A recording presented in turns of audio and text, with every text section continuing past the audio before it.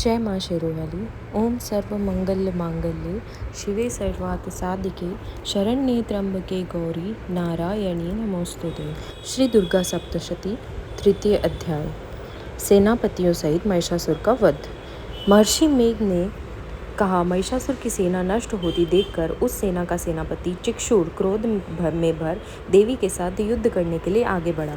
वह देवी पर इस प्रकार बाणों की वर्षा करने लगा मानो सुमेरु पर्वत पानी की धार बरसा रहे हों।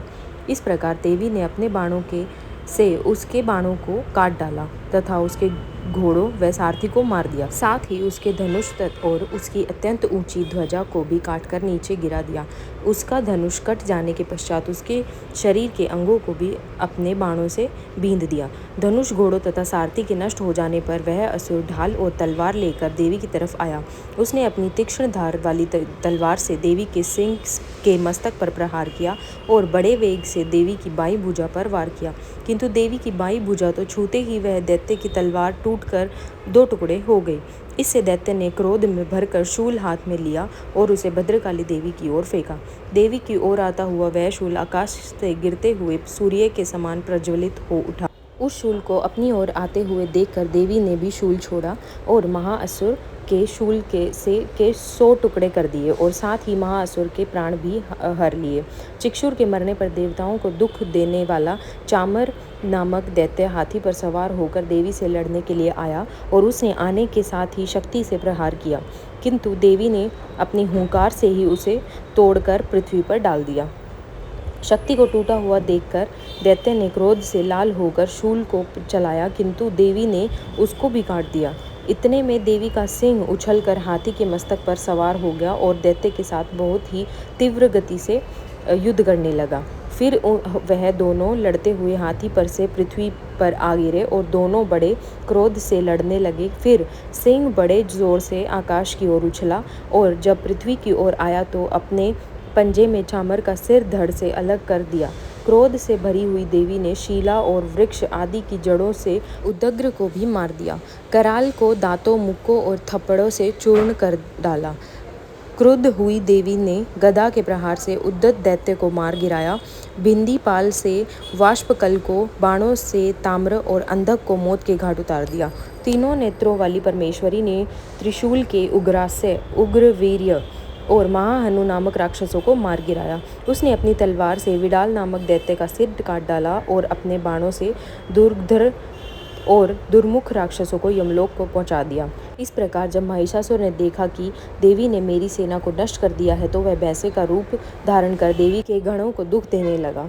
उन गणों में कितनों को उसने मुख के प्रहार से, कितनों को खुरों से, कितनों को पूंछ से, कितनों को सींगों से, बहुतों को दौड़ाने के वेग से, अनेकों को सिंहनाद से, कितनों को चक्र देकर, कितनों को श्वास वायु के झोंकों से पृथ्वी पर गिरा दिया।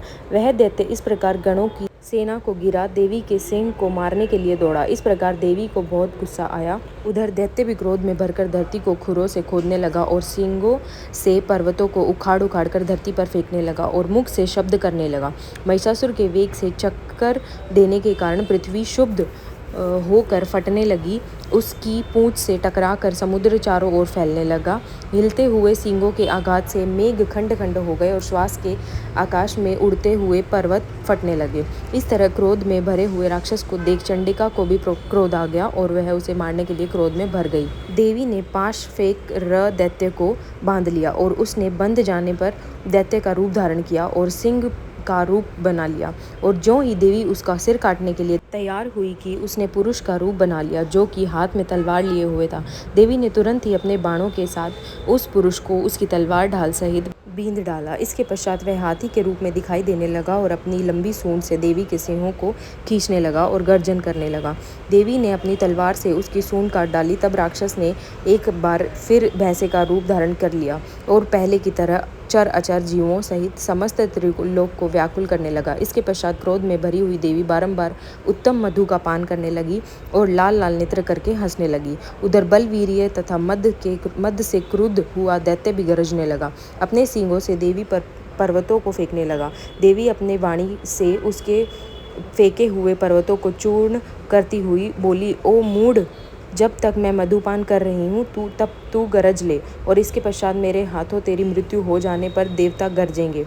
महर्षि मेधा ने कहा। यूँ कहकर देवी उछलकर उस दैत्य पर जा चढ़ी और उसको अपने पैरों से दबाकर शूल से उसके गले पर आघात किया। देवी के पैर से दबने पर भी दैत्य अपने दूसरे रूप से अपने मुख से बाहर होने लगा।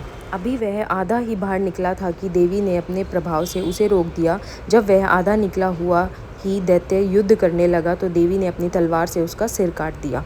इसके पश्चात सारी राक्षस सेना हाहाकार करती हुई वहां से भाग खड़ी हुई और सब देवता अत्यंत प्रसन्न हुए तथा ऋषियों महर्षियों सहित देवी की स्तुति करने लगे। गंधर्व राज गान करने तथा अप्सराएं नृत्य करने लगी। जय माँ शेरों वाली।